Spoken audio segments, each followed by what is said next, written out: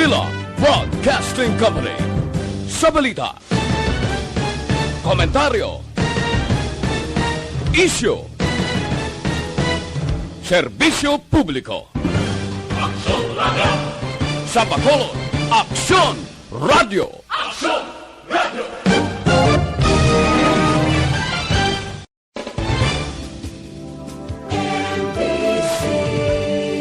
Manila Broadcasting Company. Sa balita, komentaryo, isyu, serbisyo publiko. Balita Evening Edition. Magadulong sa inyo sang mga nagapangunang nga balita lokal, national, international, sports, kag entertainment. Aksyon! Balita Evening Edition. Kag karon ang inyo news team. Una sa balita, una sa aksyon. Mayong gabi syudad sa Bacolod, Western Visayas, kag bugos nga Pilipinas. Welcome na sa pagpangalagad sa Aksyon Balita Evening Edition. Karon nga daw Miyerkules, Mayong 5 tuig 2021. Ako ang inyong atag balita Aksyon Dale Salazar. Para sa mga headlines, una kita sa mga balita lokal. Ombudsman ginbasurang kaso kriminal bato kay Lunardia kag duha ka iban pa. 20 ka mga puluyan gin-demolish sa barangay Sumag, syudad sa Bacolod. Sa balita national, 6 ka mga travelers gikan India nag-positibo sa COVID-19. Moderna vaccine ginatagan na sang EUA. Detalye sa mga balita lokal pagkatapos gid lamang sini. Don't not just throw away questions and statements. Kasma ng aton sining Facebook page pagiya sa Aksyon Radio. Ladies and gentlemen, this is Aksyon Radio Bacolod. Aksyon Radio Bacolod #1.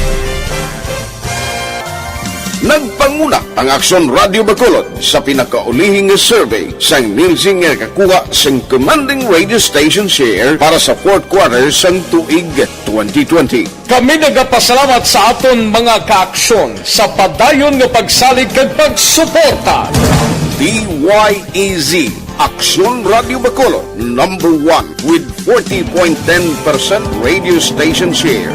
Number 2, Bombo Radio, 38.70%. Number 3, RMN Bacolod, 14.50%. Aksyon Radio Bacolod #1.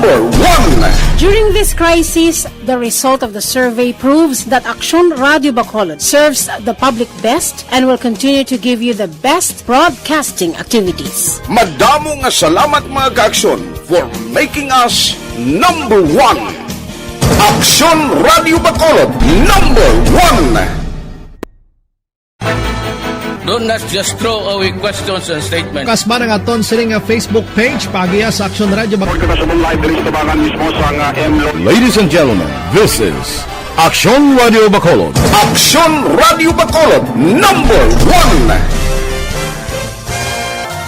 Nagpanguna ang Aksyon Radio Bacolod sa pinakaulihing survey sang Nilsing nga kakuha sang commanding radio station share para sa fourth quarter sang tuig 2020. Kami nagapasalamat sa aton mga kaaksyon sa padayon nga pagsalig kag pagsuporta.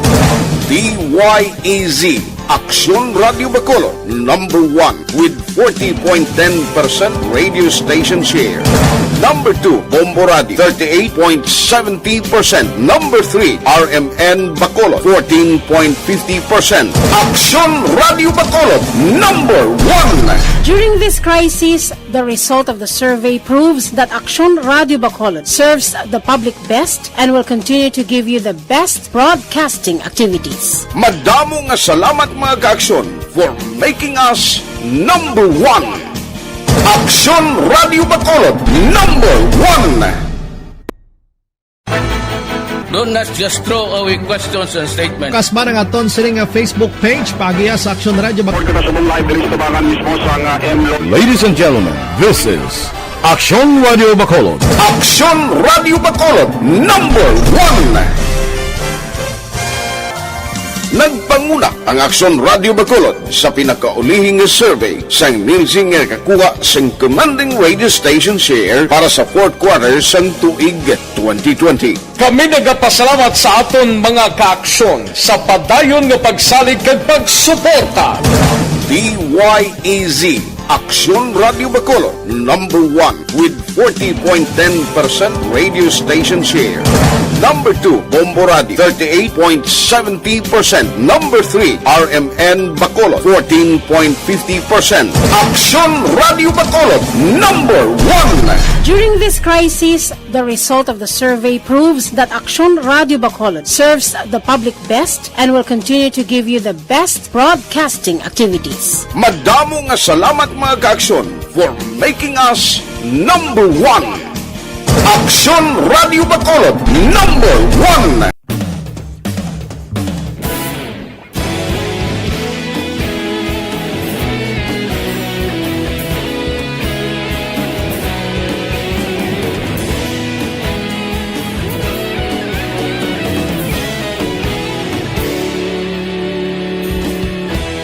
Agapasumbanwa, mabugnaw nga hangin nagadapyan na.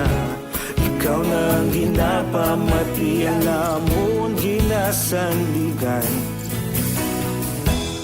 Tingog sang probinsya, kamatuuran ginapalap na. Minsay nga may dala, paglaong kag kasanan. Tinuig na nagligan, ikaw gihapon ang ako nga istasyon. Sa pagbudlak sang adlaw, sa pagtuhaw sang biton. Mga balita nga dala inspirasyon. Aksyon radyo, Bacolod man sa gihapon. Padayon Aksyon radyo, Bacolod saludo sa imo. Padayon Aksyon radyo, salamat sa pagserbisyo. Patas kag balanse, matuod na mensahe, wala sang ginadampingan. Padayon Aksyon radyo.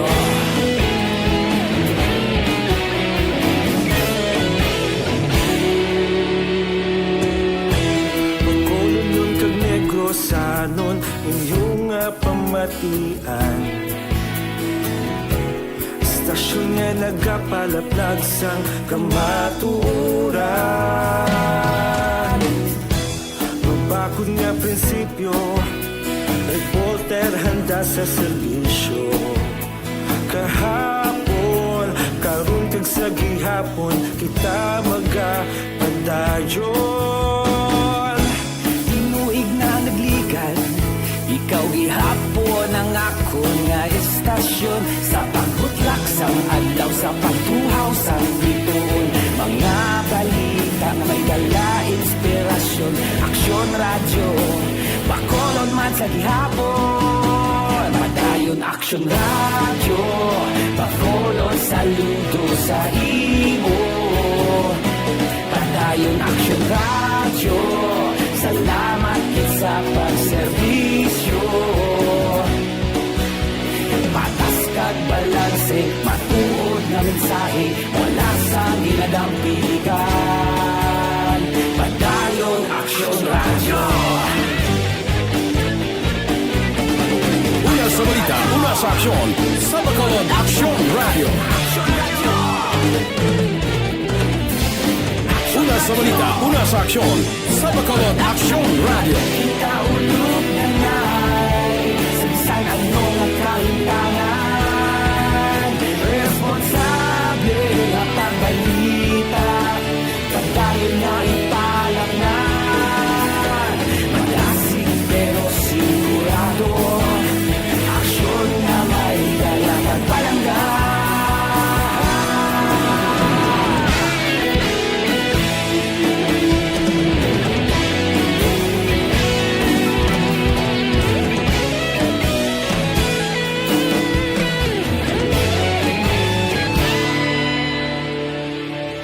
Padayon Aksyon radyo, Bacolod saludo sa imo.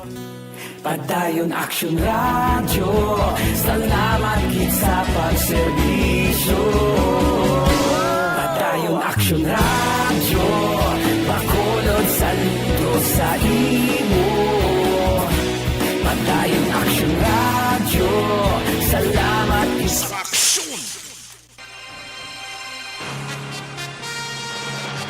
Lasay sa 16 Action Radio Philippines Standard Time kagkaroon sa detalye nasang mga balita lokal.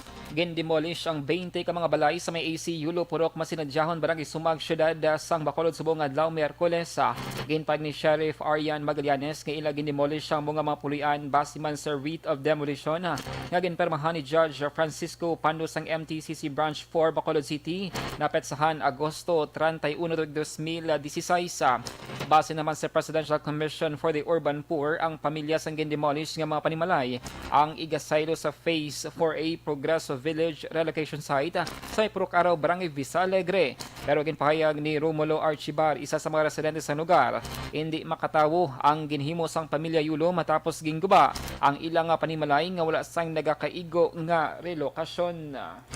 Ang rate of demolition dated August 31, 2016. Nag-conduct a pre-demolition conference ngayon certification na rin sa PCUP nga makakakuha ta police assistance ging Grant Manila.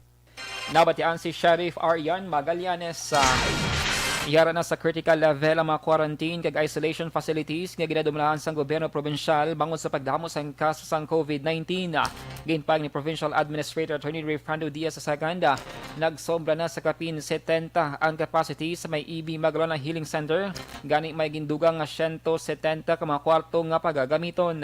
Suno kay Diaz, may anuman ka mga kwarto nga ginbuksan sa Mambucal Resort agod gamiton bilang isolation facilities bangod sa pagdamo man sa mga pasyente. Ginpahayag man siniing nga golpiyada ang pagdamo sa aktibo nga kaso ng COVID-19 subong nga bulan nga naglabot na sa 1.2 kagatos sa kada adlaw. Nagpasalamat naman si Diaz bangod may mga hospital sa gihapon sang gobyerno nga pwede magbaton sa mga pasyente nga nagabatsyag sang moderate o severe nga sintomas sang COVID-19. Ang aton pag-concern niya amo ang aton quarantine facilities kay alawas na ang aton nga mga pasyente. It's good nga quarantine facilities lang ang nag-alawas, hindi ospital, hindi morgue. In other words, ang aton simptomas mild or asymptomatic.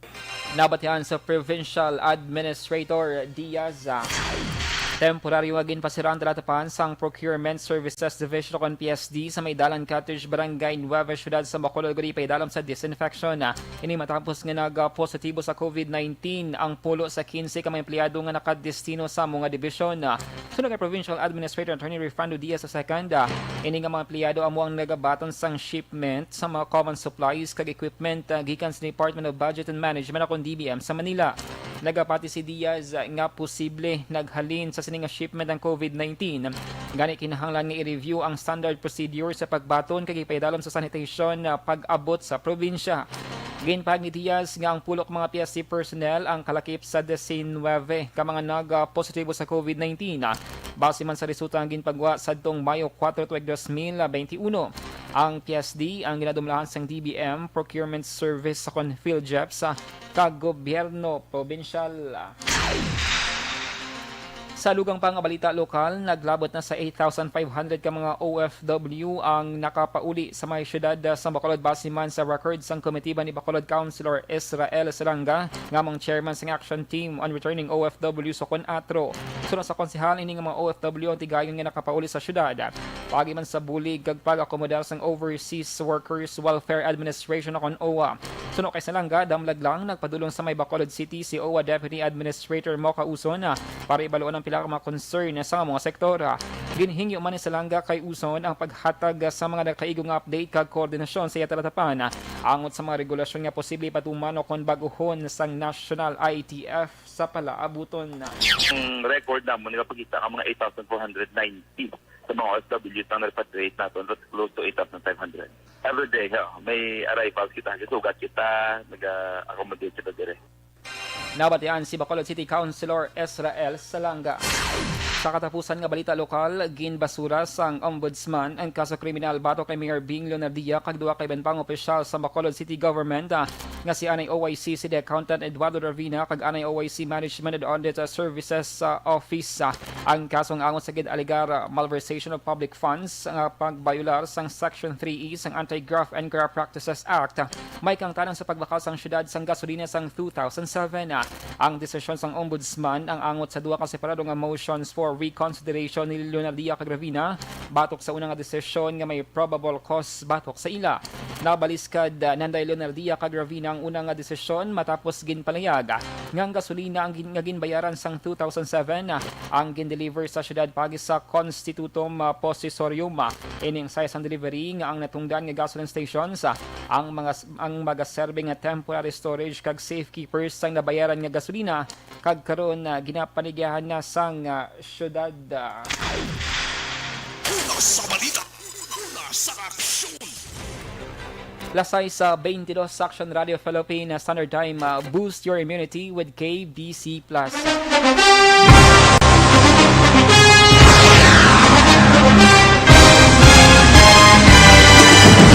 Mga balita nga una nabatian, mga impormasyon nga nakaapekto sa pagpangabuhi sang tanan, drama nga naghatag kabuhi sa istorya sang paglaom, paghigugma kag pagpasimpalan, serbisyo nga makatalandog balatyagon kag nagbunga sang pagsanyog.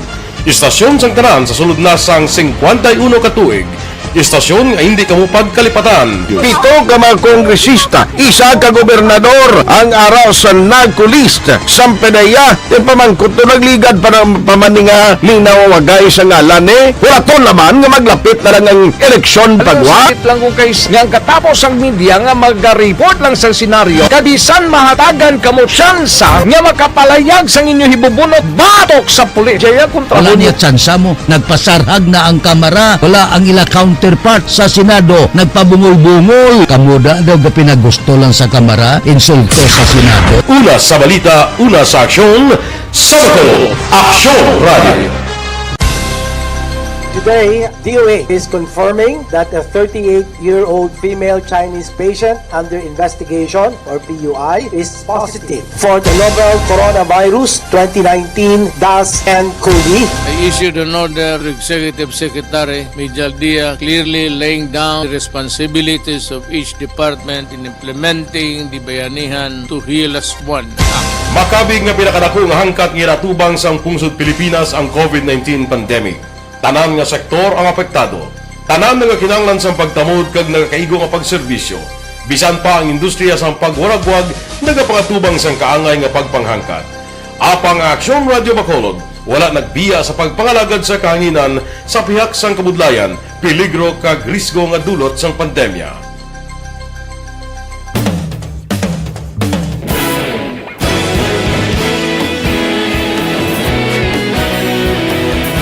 Sa sunod na sang 51 ka tuig, nasaksihan ang dedikasyon sa Aksyon Radio Bacolod sa pagdulong sa mga balita kag impormasyon para sa interes sang mga pumuluyo. Pila na ka henerasyon ang nag-agi, komitido sa gihapon ang Aksyon Radio Bacolod nga mag-alagad sa kahanginan nga tampad, wala sang ginadampigan kag ginahalungan ang kamatuuran. Sa tunga sang mainit nga away sa politika, ang istasyon nagapabilin na nga patas sa pagtalakay sa mga isyu kag problema. Bilang tagbantay sa kamatuuran, ginatagan sa importansya ang tawhanon nga kinamatarong kag nagakaigo nga proseso agud mawaragwag sang husto ang balita kag malikawan ang paglaptas ang sala nga impormasyon. Sa pagluntad sang kalamidad, gindulong sa inyo ang sitwasyon sa palibot kag padayon nga nagahatag sang pahanundom agud maluwas ang kaugalingon, ang pamilya, kalakip na ang tanan nga kaaksyon. Sa tion sang kasubo, nanari-sari nga mga matahom nga drama ang nagalingaw sa inyo. Ang inyo reklamo amon ginpamatian kaginhatagan sang aksyon. Padayon ang reforma sa serbisyo ang ginahimo sa Aksyon Radio Bacolod agud madulong ang balita sa diin ka man nga bahin sang kalibutan. Ang Aksyon Radio Bacolod nagapanguna sa kadamuon sang online engagement sa isla sang Negros. Ang Facebook followers sa istasyon ang nagdangat na sa masobra tunga sa milyon. Bacolod kag Negros anon inyong pamatian. Istasyon nga nagapalaplag sang kamaturan. Humalin sa tutubtub suwong, nagapanguna sa gihapon sa balita, serbisyo publiko kag kalingawan ang Aksyon Radio. Napili bilang finalist sa UP Comrodsox Choice for Gandingan ng Katarungan sang Gandingan Awards 2020 ang Aksyon Radio Bacolod. Naghakot man sang pagpasidungog ang makatapo kag programa sa Aksyon Radio Bacolod sa Tingog kag Handurawan Awards 2020. Ang tanan nga kadalagan nga naangkon sa Aksyon Radio Bacolod sa masobra 5 ka dekada ang nagapatimaan lamang sang padayon nga pagsalig sa mga pumuluyo sa radyo nga nanging kabahin na sa ila matag adlaw nga pagpangabuhi. Aksyon Radio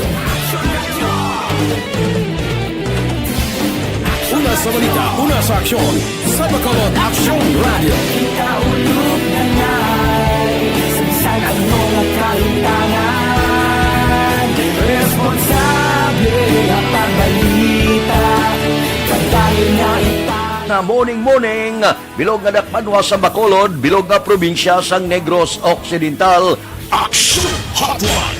Mayad-ayad nga aga sa liwat sa aton sini nga magka-aksyon nga nagamonitor na karon nga aga sa aton. Maayong udto Pilipinas, Aksyon Balita Banat Bulig. Mayong hapon naman sa ito mga palangga nga mga tagpalamati.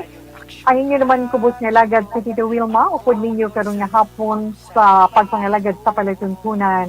This is my life. Amon, first time ni natabo diri sa aton sa Pilipinas kag sa kalibutan nga nag-amo ning senaryo ta. Yes, maayong gabi kalibutan. Welcome na sa pagpangalagad sa Aksyon Firing Line. May gabi sa liwat, kamusta naman mapalangga naman tagpalamati, region-wide mga palagag kita sa Labilin, isa ka oras, 19 minutos, karon nga Miyerkules. Anniversary Aksyon Radio Bacolod. Isa po kayo sa haligi ng katotohanan para sa kapayapaan, hindi lang sa siyudad ng Bacolod, kundi pati sa lalawigan ng Negros Occidental. Mabuhay ang Aksyon Radio Bacolod.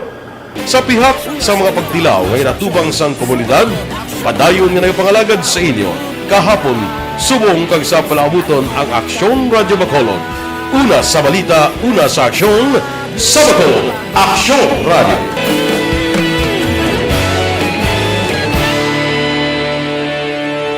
Madayong aksyon. Una sa aksyon.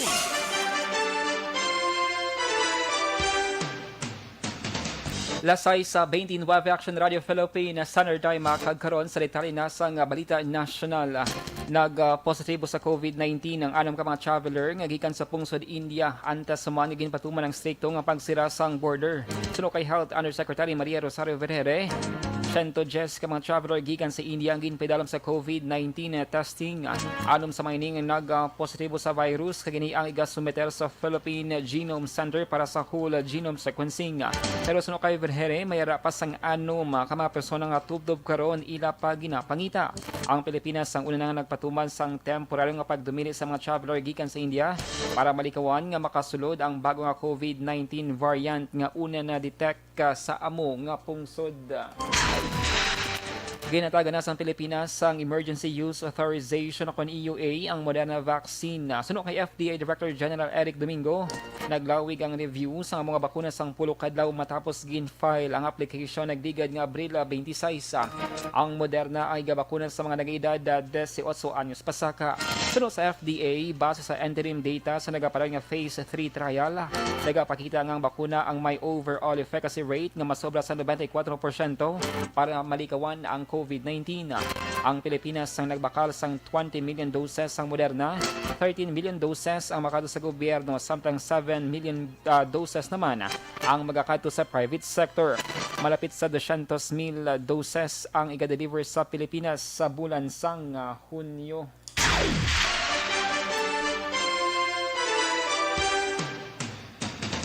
Lasay si Media Action Radio Philippines Standard Time sa dugang pangabalita national. Liwat ngin pabutyag ni Deputy Speaker Loren Ligatang iyang pagsuporta nga mapasarang House Bill 8692 kun bayanihan 3. Ginaprobahan na sang Joint House Committees on Economic Affairs and Social Services sa committee level ang hagna nga bagapain sang 405.6 billion pesos nga pondo bilang dugang stimulus package para sa mga Pinoy. Kagliwat nga pagbangon sang Pilipinas bilang isa sa mga authors sang Bayanihan 3, luyag ni Ligarda nga matalaka ini sa pagbukas sang plenaryo karon nga bulan sang Mayo ngag mapasara bilang dugang nga bulig sa mga pumuluyo. Suno kay Ligarda, dapat nga dugangan kag mapalapad pa ang ginahatag nga bulig sa publiko, ilabi na nga nagasaka ang numero sang COVID-19 cases sa Pilipinas. Sa balita, sa aksyon. Lasay sa 31 Action Radio Philippines Standard Time, DTX 500 capsule mga kaaksyon na.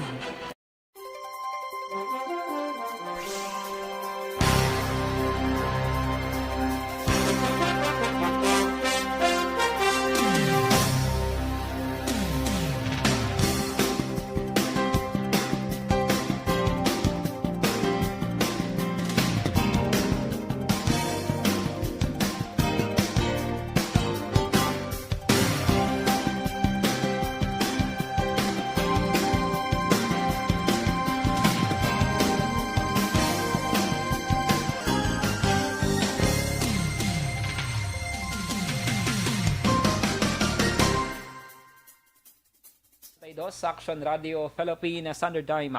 Inyo nabatian ang kabugusan niya nga mga balita sa Aksyon Balita Evening Edition. Karon nga daw Miyerkules sa Mayo 5 tuig 2021. Salamat ako ang inyong atag balita Aksyon Dale Salazar.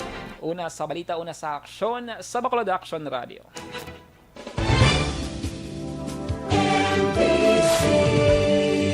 Manila Broadcasting Company. Sa balita, komentaryo, isyu, serbisyo publiko. Aksyon Radio. Sa Bacolod, Aksyon Radio. Aksyon Radio.